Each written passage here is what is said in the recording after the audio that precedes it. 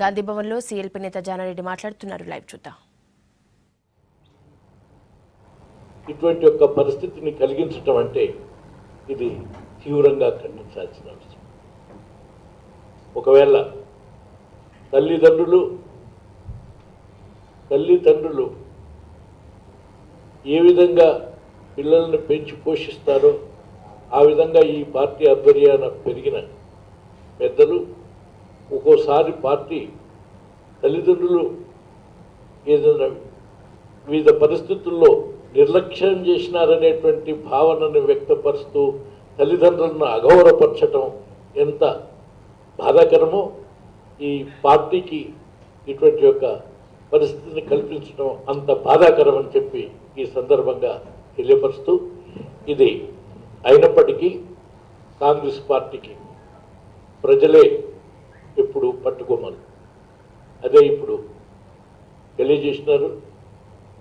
ప్రజలు కొంతమంది ఈ కాంగ్రెస్ పార్టీలో అనేక మంది త్యాగాలు చేసి ఆస్తులు పోగొట్టుకుని ఉరికంబాలకెక్కి స్వాతంత్రాన్ని సంపాదించడంతో పాటు పార్టీని నిలబెట్టడంతో పాటు పరిపాలన సాగించి అన్ని రకాల మతాలని కులాలని సామరస్యంతో అభివృద్ధి పదంలో నడిపినటువంటి ఈ కాంగ్రెస్ పార్టీకి ఎప్పుడు ప్రజలు పట్టుకొమ్మలనేటువంటి విషయాన్ని మరవరానటువంటి దానికి ఉదాహరణ ఒకటి రెండు విషయాలను మీకు తెలిపితే 78లో 77లో కాంగ్రెస్ పార్టీ ఓడిపోయినప్పుడు దేశమంతటా ఇదే రాష్ట్రంలో దేశమంతటితో పాటు ఇదే రాష్ట్రంలో అనేక మంది కాంగ్రెస్ పెద్దలందరూ జనతా పార్టీలో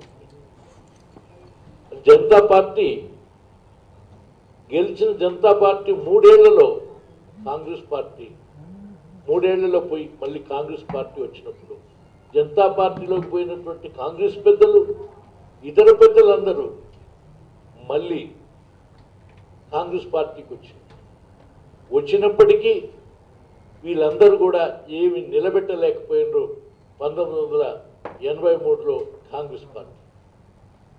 అదేవిధంగా ఈ పోయిన వాళ్ళందరూ తిరిగి 1980లో మొత్తం దేశంలో మళ్ళీ కాంగ్రెస్ పార్టీని గెలిచినప్పుడు ఎవరు అడ్డుకోలేకపోయినారు. అంటే ప్రజలు నాటి యువకులు గమనించి కాంగ్రెస్ పార్టీని నిలబెడుతూ వచ్చినటువంటి దాంట్లో పరంపర కొనసాగుతుంది. ఆ పరంపర సాగించే రేపు రాబోయే 2019లో ఈ పరిస్థితులు ఈ పద్ధతులన్నీ గమనించినటువంటి ప్రజలు తిరిగి కాంగ్రెస్ పార్టీని నిలబెడతారని చెప్పి నా విశ్వాసం.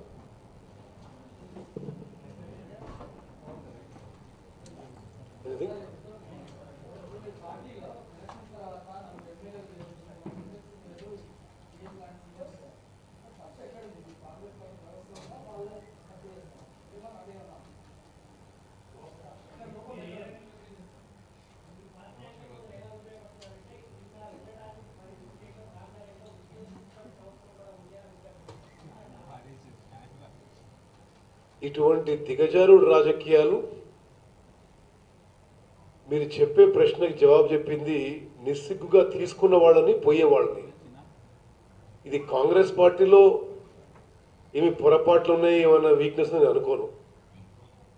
మరి మీరు ఫస్ట్ అన్నారు ఎమ్మెల్యేలు ఎమ్మెల్సీలు ఇతర పార్టీల టికెట్ల మీద గెలిచి తీసుకున్న వాళ్ళు మరి ఎంత సిగ్గు లేకుండా ప్రవర్తిస్తున్నారు. ఈ పోయే వాళ్ళకి మరి వారి క్యారెక్టర్ ఏందో తెలుస్తుంది. డి శ్రీనివాస్ గారి విషయం నేను మళ్ళీ మాట చెప్తున్నా. కాంగ్రెస్ పార్టీ మీరు విశ్లేషించండి ఎంత చేయాలో అంత చేసింది. 3 దశాబ్దాలుగా ఏమేం చేయాలో చేసింది. ఈరోజు అధికారంలో లేమని పార్టీ మారుతుంటే మరి ఇది కాంగ్రెస్ పార్టీ బలహీనతనా వాళ్ళ బలహీనతనా మీరు డిసైడ్ చేసుకోవాలి. సరే మునగాడు ఉన్నో లేరో మరి ఆయన చేసిన చేసిన ఈ ఏదైతే ఉంది నిర్వాహకం ఉందో మరి అందరు గమనిస్తున్నారు విషయం.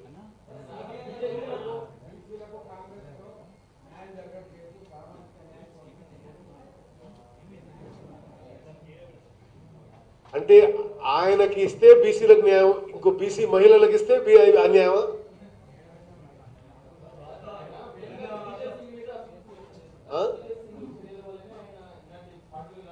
చూడండి ఏమండి ఈ పార్టీలో అందరం ఏ విషయమైనా అందరం కలిసికట్టుగా నిర్ణయం. ఓకే, పిసిసి ప్రెసిడెంట్ అయినా, వర్కింగ్ ప్రెసిడెంట్, సిఎల్పి అయినా, దిగ్విజయ్ సింగ్ అయినా అందరం కలిసి తీసుకున్న నిర్ణయం. అంటే ఆయనకి ఎమ్మెల్సీ ఇవ్వకుంటే సీనియర్లకు అవమానమా?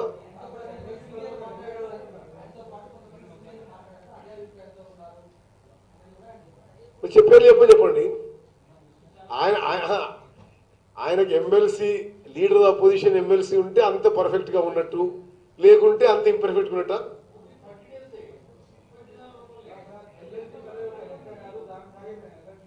దేనికోసం పోతున్నట? ఏం అవమానం? ఇప్పుడు కాంగ్రెస్ పార్టీలో ఉన్న అపెక్స్ బాడీ, నిర్ణయం తీసుకోవాల్సిన apex body coordination committee member, Congress party high level committee chairman. మరి ఇప్పుడు ఇంకా కాంగ్రెస్ పార్టీ ఇంతకన్నా ఇచ్చేది కూడా ఏమున్నది?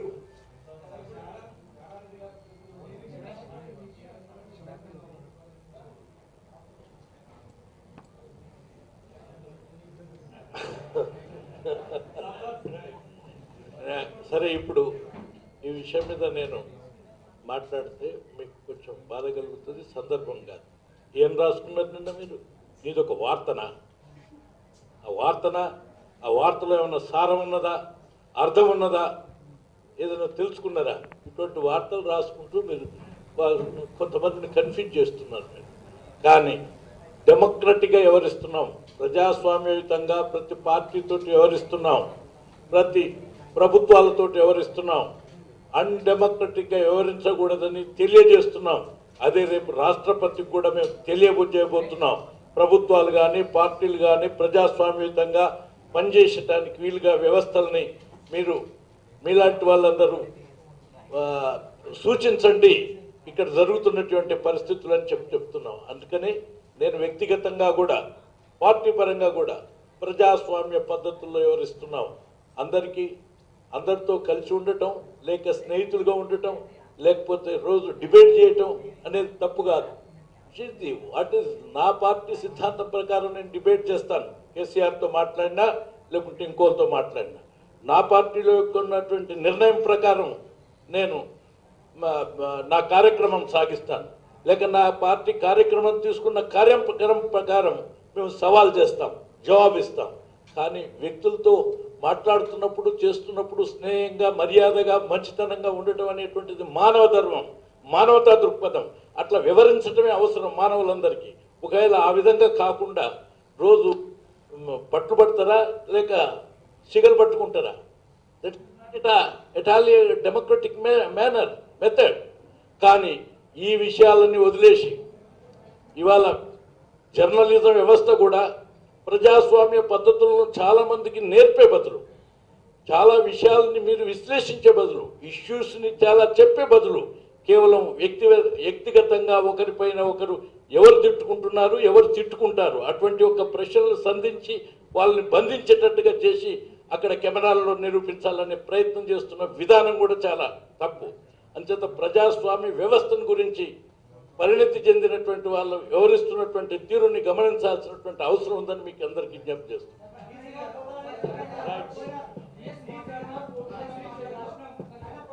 రైట్.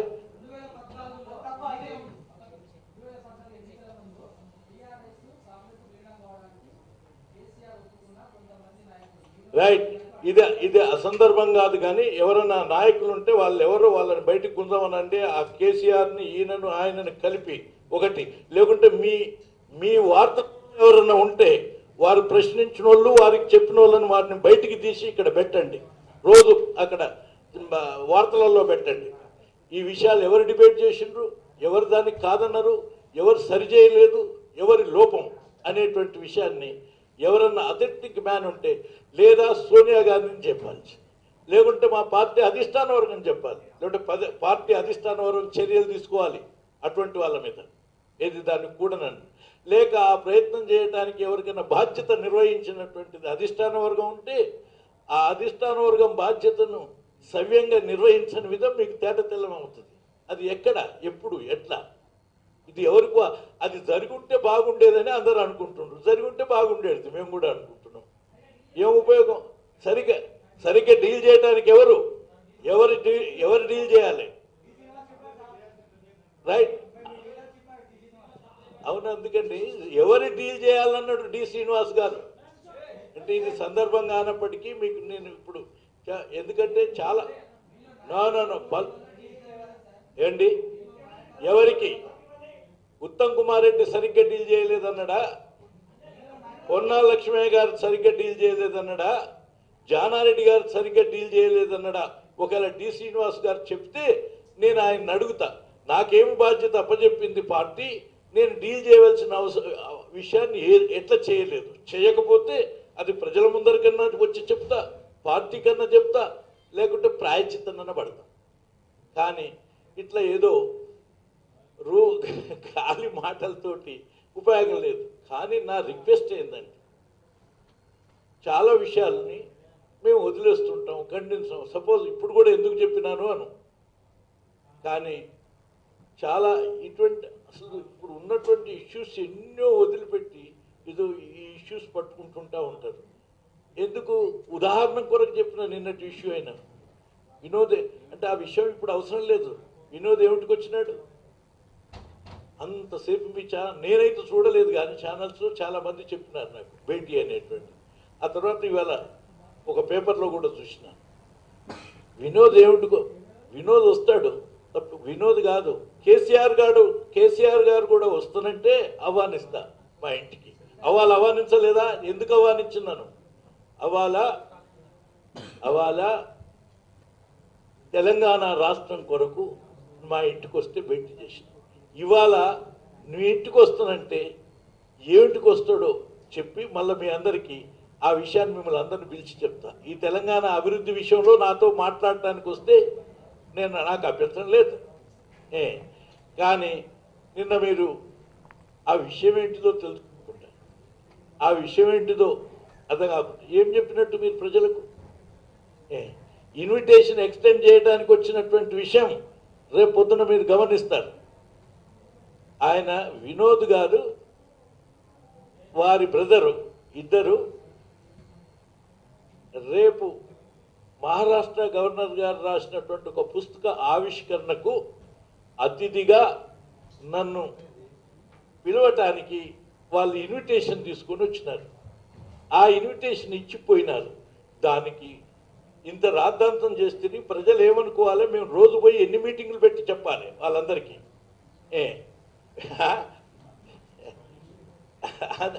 సరే, మళ్ళీ నేను దొరకను కదా వాళ్ళకి అందుకనే నేను ఎక్కువగా ఖండించేటువంటి దానికి కానీ లేక పదే మాట్లాడేదానికి కానీ ప్రయత్నం చేయండి. ఏంటి ఉపయోగం లేనటువంటి వార్తలు, ఉపయోగం లేనటువంటి కమ్యూనికేషన్. మా స్థాయికి ఎదిగిన తర్వాత మాతోటి తెలుసుకొని వార్తలు వేయటం అనేటువంటి సముచితమని నేను విజ్ఞప్తి చేస్తున్నాను. అంటే ఈ స్థాయిలో ఉన్నటువంటి వాళ్ళని గురించి వివిధ మాటలు రాయటంలో మీరు ఈ ప్రజాస్వామ్యానికి న్యాయం చేసినట్టు కాదు, ప్రజాస్వామ్యానికి అర్థం చెప్పినట్టు కాదు, లేదా ఆ స్థాయిలకు గౌరవం ఇచ్చినట్టుగా కాదనేటువంటి విషయాన్ని కూడా మీరు గమనించాలి. మాతో తెలుసుకోవాలి అవసరం ఉంది.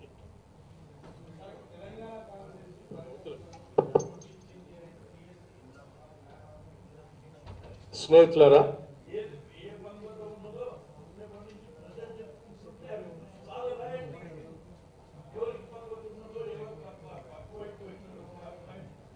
అనేక సంవత్సరాలు కాంగ్రెస్ పార్టీలో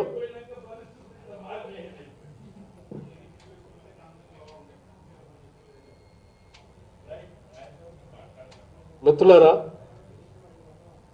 అనేక సంవత్సరాలు కాంగ్రెస్ పార్టీలో ఉన్నత పదవులు, రకరకాలైనటువంటి పొజిషన్స్లో అనుభవించినటువంటి డి శ్రీనివాస్ గారు లాంటి వ్యక్తి ఈనాడు కాంగ్రెస్ పార్టీని వదిలి వెళ్ళటం అనేది బాధాకరమైనటువంటి సంఘటన అయినప్పటికీ డి శ్రీనివాస్ గారు కాంగ్రెస్ పార్టీని వదిలిపెట్టి వెళ్ళటం వల్ల కాంగ్రెస్ పార్టీకి వచ్చేటువంటి నష్టం ఏమాత్రం లేదు. కొన్ని వందల వేల మంది నాయకులు తిరిగి కాంగ్రెస్ పార్టీలో తయారవుతారు. కాంగ్రెస్ పార్టీ ఇప్పుడే మా అధ్యక్షులు వారు చెప్పినట్టు దాదాపు 9 సార్లు వారికి శాసనసభ్యుడిగా కానీ శాసన మండలి సభ్యుడిగా కానీ పోటీ చేసేటువంటి అవకాశం కాంగ్రెస్ పార్టీ ఇచ్చింది. 2 సార్లు రాష్ట్ర కాంగ్రెస్ కమిటీ అధ్యక్షుడిగా పనిచేసేటువంటి అవకాశం ఇచ్చింది. శాసనసభ్యుడిగా పోటీ చేసి ఓడిపోతే తిరిగి శాసన మండలి సభ్యత్వం కూడా ఇచ్చి గౌరవించి శాసన మండలిలో ప్రతిపక్ష హోదా కల్పించేటువంటి నాయకత్వ పదవి కూడా ఇచ్చింది. ఏ రకంగా చూసినా కాంగ్రెస్ పార్టీయే డి శ్రీనివాస్ గారిని మోసింది, కానీ డి శ్రీనివాస్ గారు కాంగ్రెస్ పార్టీని మోసింది ఏమీ లేదు. కాంగ్రెస్ పార్టీలో పదవులు వచ్చాయి, అవమానాలు కూడా వచ్చాయని వారు ఓ సందర్భంగా మాట్లాడినటువంటి సంఘటన చూశాం. కాంగ్రెస్ పార్టీ ఎప్పుడు డి శ్రీనివాస్ గారిని అవమానించలేదు. ఒకవేళ అవమానించి ఉన్నట్లయితే 2 సార్లు పిసిసి అధ్యక్ష పదవి ఇచ్చేది కాదు. శాసనసభ సభ్యుడిగా ఓడిపోతే తిరిగి శాసన మండలి సభ్యత్వం ఇచ్చి ఆయన్ని అపోజిషన్ లీడర్గా గౌరవించేది కాదు. కొన్ని లక్షల మంది కాంగ్రెస్ కార్యకర్తల శ్రమ, చెమట, కృషి ఆయన ఇన్ని సంవత్సరాలు కాంగ్రెస్ పార్టీలో అనుభవించినటువంటి పదవుల హోదా. ఈనాడు వారి శ్రమ, చెమట, వారి కృషిని అనుభవించి మళ్ళీ అధికార దాహం కోసం ఈ పార్టీని వదిలిపెట్టి ఇన్ని సంవత్సరాలు ఏ పార్టీని అయితే తిట్టాడో ఆ పార్టీ దగ్గరకు వెళ్ళారు తప్ప ఆయనకేదో ఇక్కడ నష్టం జరిగిందని పోలే. ఆయన వ్యక్తిగతమైనటువంటి ప్రయోజనాల కోసం, ఆయన స్వార్థపరమైనటువంటి అవసరాల కోసం కాంగ్రెస్ పార్టీని వదిలిపెట్టిపోయారు తప్ప కాంగ్రెస్ పార్టీ ఏదో నష్టం చేసిందని పోలేదు. కాంగ్రెస్ పార్టీ బేషుగ్గా ఉంది, బలంగా ఉంది. ఇంకా ద్విగుణీకృతమైనటువంటి ఉత్సాహంతో కాంగ్రెస్ పార్టీలో ఉన్నటువంటి రాష్ట్ర నాయకత్వం పనిచేయడానికి సిద్ధంగా ఉంది. కాంగ్రెస్ పార్టీ భావజాలంతో కింది స్థాయిలో, క్షేత్రస్థాయిలో లక్షల మంది కాంగ్రెస్ కార్యకర్తలు పనిచేయడానికి ఇంకా ఉత్సాహంగా ఉన్నారు. Thank you.